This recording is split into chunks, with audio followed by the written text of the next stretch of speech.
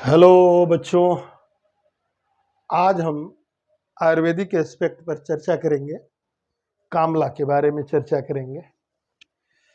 कामला क्या होता है? तो कामला, इसकी निरुक्ति निरुक्ति निरुक्ति कामला की निरुक्ति कामनः कामनः कामनः लाति इति कामला।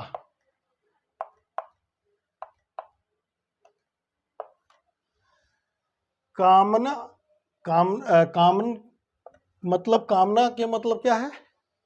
Desire desire desire. लाती माने लॉस होना इति कामला। इसको कामला क्यों कहते हैं कि ऑल डिजायर एस्पेक्ट इसमें लॉस हो जाता है। ऑल डिजायर एस्पेक्ट, जो रोगी का ऑल डिजायर एस्पेक्ट लॉस हो जाता है, इसी नाते इसको कामला कहा जाता है। ये है कामला की निरुक्ति। दूसरा, अगर हम बात करें कि निदान और संप्राप्ति, निदान एवं संप्राप्ति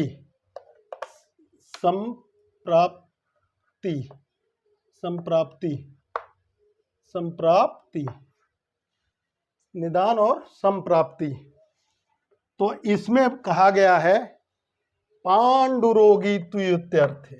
पांडु रोगी तु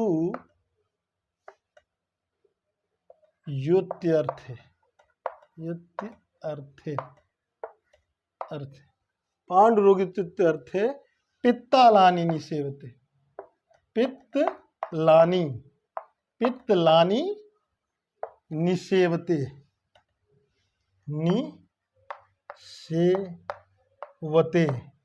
निसेवते तस्य पित्तं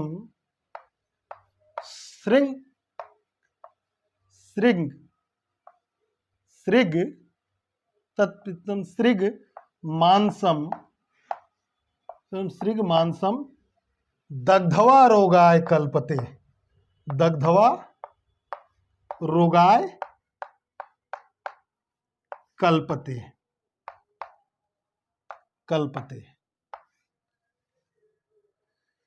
पांडुरोगी तु युत्यर्थे पित्तलानि निसेवते, मतलब अगर पांडु का रोगी है, एनीमिया का पेशेंट है और अधिक मात्रा में पित्तवर्धक आहार विहार का सेवन कर रहा है, तो वह पित्त, सृग माने होता है रक्त, और मांस को दग्ध करके कामला रोग को उत्पन्न करता है। दग्धवा रोगाय कल्पते, इसी को आगे इसकी जो है फर्दर कामली रूपाय कल्पते। कामली यहाँ दग्धवा रोगाय कल्पते, या दग्ध करने के बाद कामली रूपाय कल्पते। तो दग्धवा रोगाय कल्पते, ये चरक का श्लोक है। अब यहाँ पर हम जो है दो चीज देख रहे हैं। एक तो एनीमिक पेशेंट जब बहुत ज्यादा पित्तवर्धक आहार विहार का सेवन करेगा तो बढ़ा हुआ पित्त रक्त और मांस को दग्ध करके, जला करके कामला रोग को उत्पन्न करता है। यहाँ पर हमें दो चीज मिल गया, निदान मिल गया पित्तवर्धक आहार विहार, और दूसरा मिल गया कि हाँ दग्ध करके, पित्त जो है दग्ध करके किसको, रक्त और मांस को दग्ध करके जो है कामला रोग को उत्पन्न करता है। ठीक, अब इसके चर्चा करते हैं कि दग्धवा क्या है। यहां जो वर्ड आया एक बहुत दग्धवा। ये दग्धवा का मतलब क्या हुआ? दग्ध का मतलब तीन हम ले सकते हैं।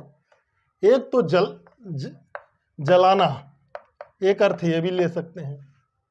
दूसरा ये ले सकते हैं कि कटु विपाक का अम्ल विपाक में परिवर्तन होना। और तीसरा हम अगर थोड़ा और डीप में जाए तो physical and chemical changes in पित्त। फिजिकल और केमिकल चेंजेस पित्त में कुछ हुआ है, कुछ ऐसी चीज हुआ है कि जो पित्त जो है अपने कटु अवस्था से अम्ल अवस्था में आ गया। अब पित्त का क्या गुण होता है, पित्त का गुण पहले समझ लें तो इसमें हमें समझ में आ जाएगा कि क्या दग्धवा का तीन अर्थ हो, या तो जलाना, या तो उसका कट विपाक से अम्ल विपाक में परिवर्तन होना, या जो बाइल का कंपोजिशन है, या जो पित्त का कंपोजिशन है जिसको हम बाइल भी कह सकते हैं, लेकिन अभी आप पित्त ही कहिए। पित्त उसके फिजिकल एंड केमिकल चेंजेज, उसकी जो है कंपोजिशन में, पित्त के कंपोजिशन में फिजिकल एंड केमिकल चेंजेज हुआ ड्यू टू ब्रेकडाउन या एनी अदर कॉजेज। तो ये हो गया दग्धवा, और जिसके वजह से रक्त और मांस में जो है हाइपर बिलिरुबिनीमिया की कंडीशन उत्पन्न हुई है। अब देखते हैं पित्त का अगर गुण देखें हम, पित्त का गुण अगर देखें तो पित्त के गुण में आता है सस्नेह उष्णम, सस्नेह उष्णम तीक्ष्णम द्रवम अम्लम सरम कटु। ये सामान्य गुण जो बताए गए हैं संहिता में, इस पर अगर हम विचार करें, सस्नेह उष्णम तीक्ष्णम द्रवम अम्लम सरम कटु, तो आप अगर बाइल कंपोजिशन को थोड़ा सा देखें, बाइल कंपोजिशन को तो उसमें आप देखेंगे कि 97% वाटर है, ये द्रव हो गया। मैं एक 97, फिर उसमें कुछ चीजें जो है ऑर्गेनिक सब्सटेंसेज हैं। ऑर्गेनिक सब्सटेंस में क्या क्या है, उसमें फास्फोलिपिड है, ये स्नेह हो गया, फास्फोलिपिड है। उसके बाद फिर क्या देखेंगे, उसके अंदर बाइल साल्ट है, बाइल साल्ट भी है, बाइल पिगमेंट भी है, लेसिथिन भी है, और इनऑर्गेनिक सब्सटेंस में आए तो सोडियम है, पोटेशियम है, कैल्शियम है, बाइकार्बोनेट आयन है, और उसके बाद जो है क्लोराइड है, फास्फोलिट, फैटी एसिड भी है, बिलीवर्डिन भी है, बाइल पिगमेंट और बाइल साल्ट, बिलीवर्डिन भी है, बिलीवर्डिन। ये चीजें हैं।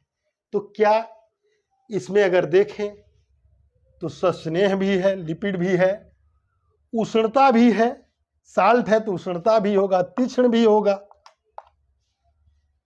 अम्ल गुण है, इसमें सर भी गुण है, क्लीनिंग का बाइल जो है सर गुण होता है, और कटु भी है। तो ये अगर देखा जाए तो ये पित्त का जो लगभग गुण होता है, मैं कोरिलेट करने का इस वजह से प्रयास कर रहा हूं कि एक साइंटिफिक आपको आधार मिले, नहीं तो इस तरह ऐसे आप जो है रटते रहेंगे जो है तो उससे ज्यादा आपको लाभ नहीं होगा। तो यहां पर सस्नेह माने उसमें स्नेह भी है, उसमें उष्णता भी है, उसमें तीक्ष्णता भी है, उसमें द्रव भी है, वाटर है, ये अम्ल भी है, है, एसिड है, बाइल एसिड भी है, इसमें बाइल एसिड भी है। तो bile acid, bile salt, bile pigment, inorganic phospholipid, fatty acid, biliverdin, bilirubin, ये बाइल पिगमेंट तो बिलिरुबिन ही हो गया, बाइल साल्ट, और sodium, potassium, calcium, calcium bicarbonate और क्लोराइड, ये सब लगभग ये पित्त का गुण है। अब इस पित्त के गुण में हमने जो बताया था विदग्ध की कंडीशन में क्या हुआ, विदग्ध की कंडीशन में इसमें कहीं न कहीं कुछ ऐसा चीज हुआ है कि जिससे क्या बढ़ी, उष्णता और अम्लता। क्या बढ़ी, उष्णता और अम्लता। अम्लता, इससे हमारा निकल के आया उष्णता और अम्लता बढ़ गई। तो ये चीज हाइपर बिलिरुबिनीमिया की कंडीशन को बताया, पांडुरोगिता। अब देखें इसके लक्षण की चर्चा करते हैं। उष्णता और अम्लता बढ़ी, ये दोनों चीज जब बढ़ेगी तो दग्ध, क्योंकि दग्ध करना किसका गुण है, उष्ण का गुण है। दग्ध करना या ब्रेक डाउन करना या फिजिकल केमिकल चेंजेस करना, ये जब तक पित्त जो है उष्ण गुण जब तक नहीं रहेगा तब तक ये मेटाबॉलिज्म के जितनी भी चीजें होती हैं या मेटाबॉलिज्म प्रभावित करने वाले पित्त जो है मेटाबॉलिज्म को ही इन्हांस करता है। तो और उसके बाद विदग्ध हो गया, तो आपने विदग्ध में चाहे आप 3 कंडीशन में कोई कंडीशन ले सकते हैं। विदग्धावस्था में, विदग्ध अवस्था में, और हम जानते हैं कि विदग्ध अवस्था में आम भी बनता है। खैर बहुत ज्यादा लीक से हटने की जरूरत नहीं है वीडियो में, नहीं तो आम फिर पढ़ाने लगेंगे। तो अब जो है, अब इसके लक्षण को देखते हैं। लक्षण जो संहिताओं में दिया है, इस लक्षण दिया है हारिद्र नेत्र, पहला कंडीशन हारिद्र नेत्र, हारिद्र नेत्र।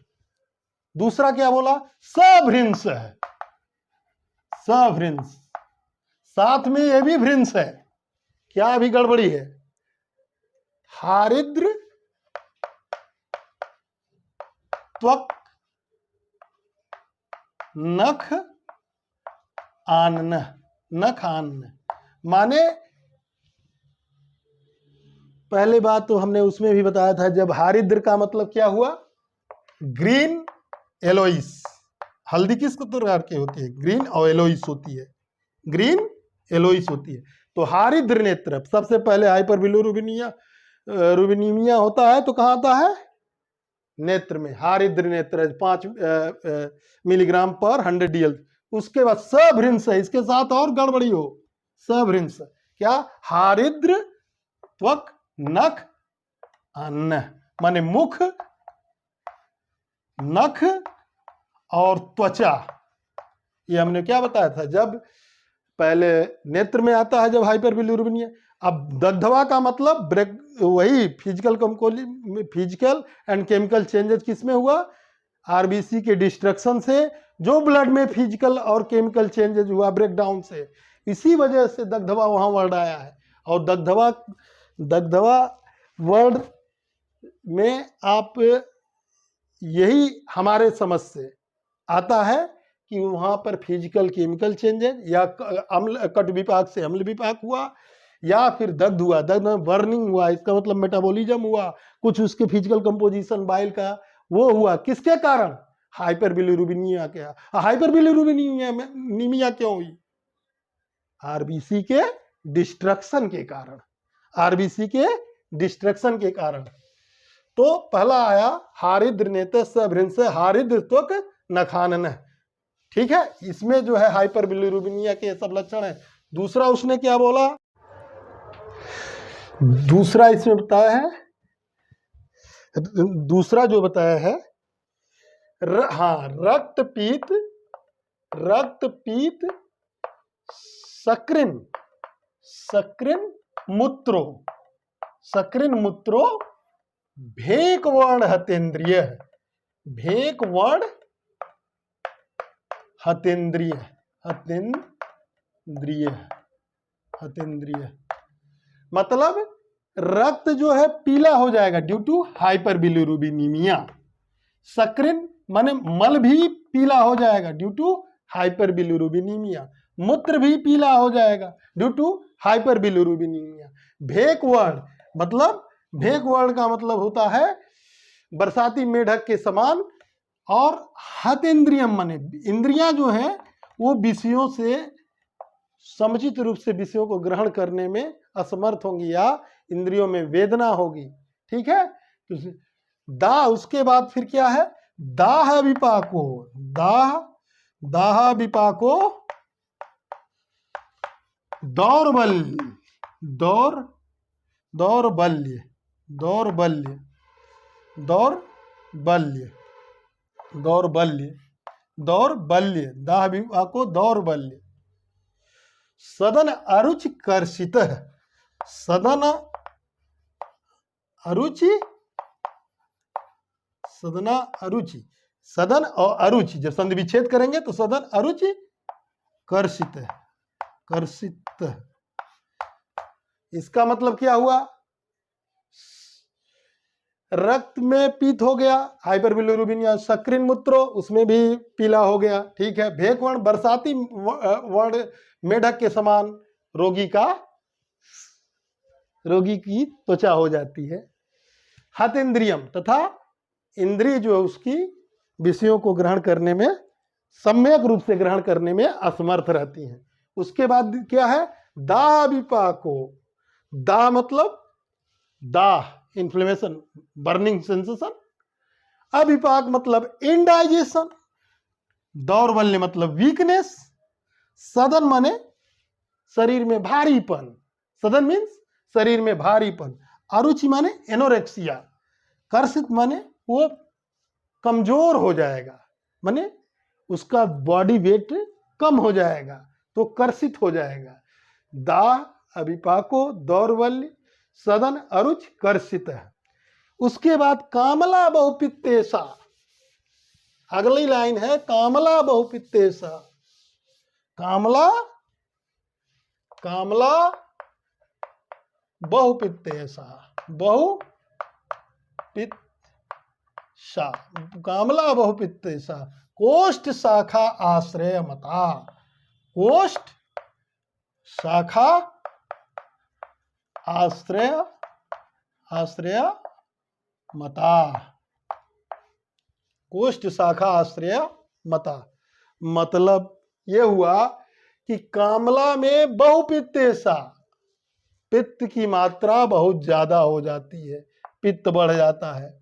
अब पित्त का सेंस, या आप चूंकि इस पित्त के गुण, सारे गुण जो है बाइल के गुण के समान हैं, बाइल के गुण के समान है। अब बाइल के गुण जो है बिलिरुबिन मेटाबॉलिज्म के कारण बाइल का गुण प्रभावित हुआ है, बिलिरुबिन मेटाबॉलिज्म या आरबीसी ब्रेकडाउन के कारण उसकी फिजिकल केमिकल प्रॉपर्टी में चेंजेज आया है, जिससे हाइपर बिलिरुबिनीमिया की स्थिति कंडीशन हुई है। ये दो प्रकार का होता है, कोष्ठ और शाखा आश्रयमता। तो कोष्ठ में कोष्ठाश्रित और शाखा आश्रित कामला होता है। अब कोष्ठाश्रित का मतलब, अब इसको समझे थोड़ा सा।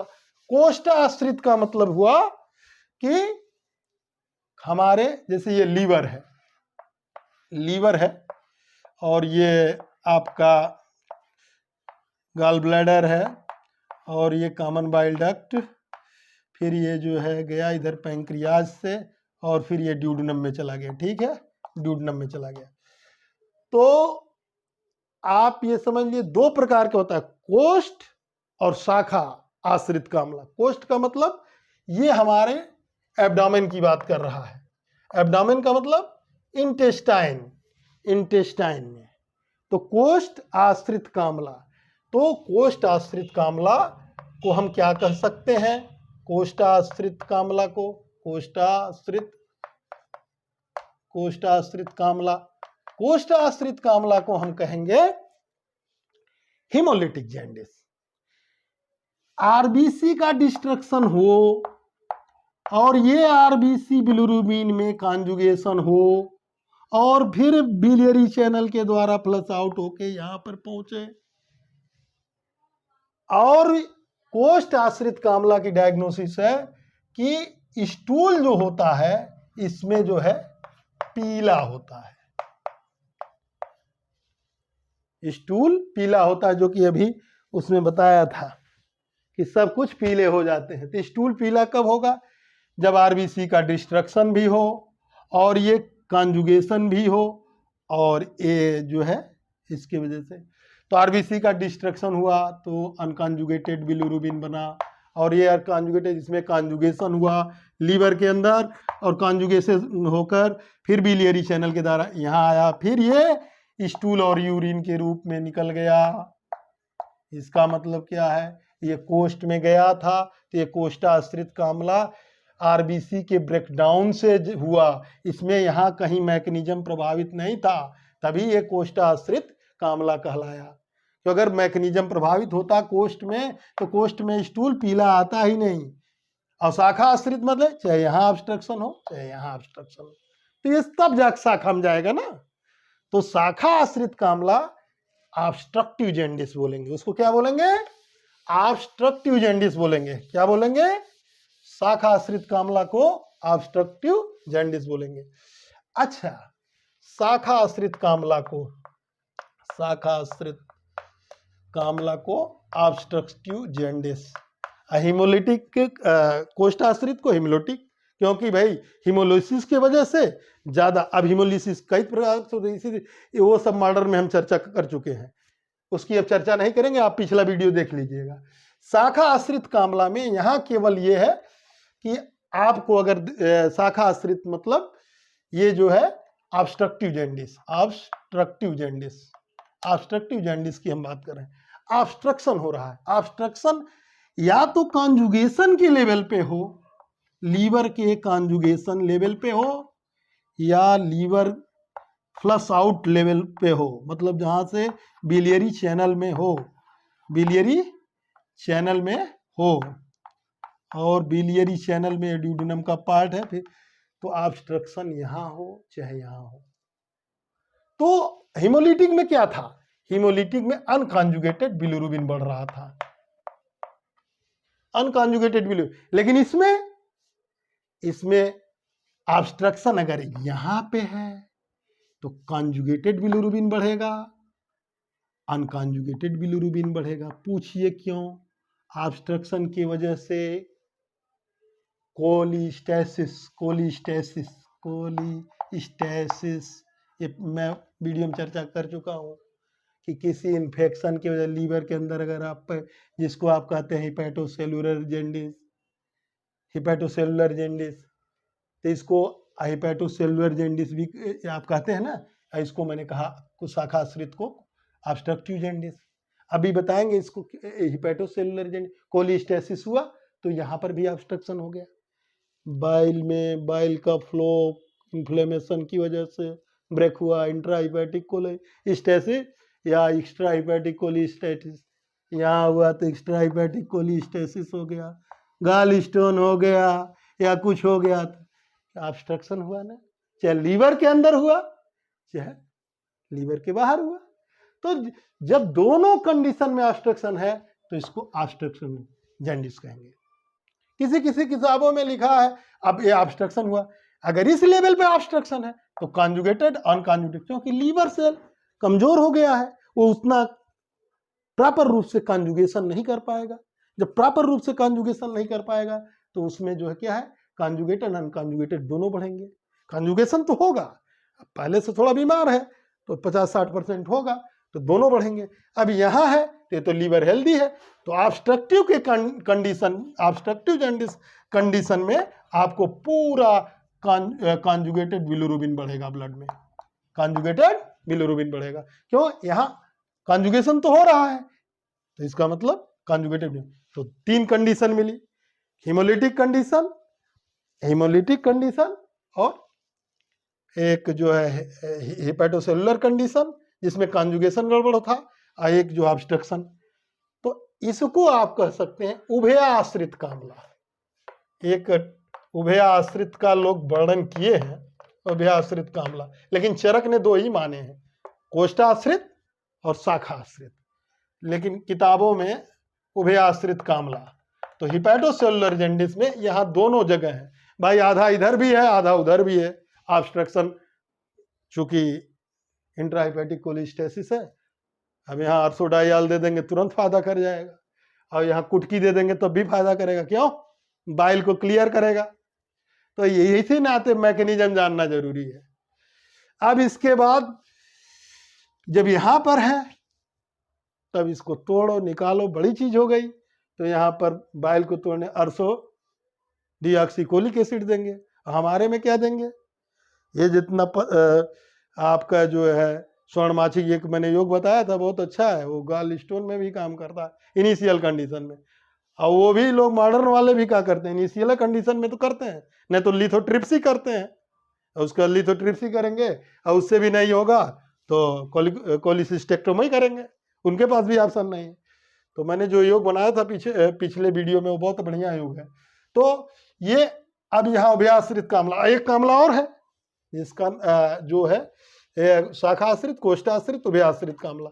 तो उभयाश्रित कामला में ये बढ़ गया।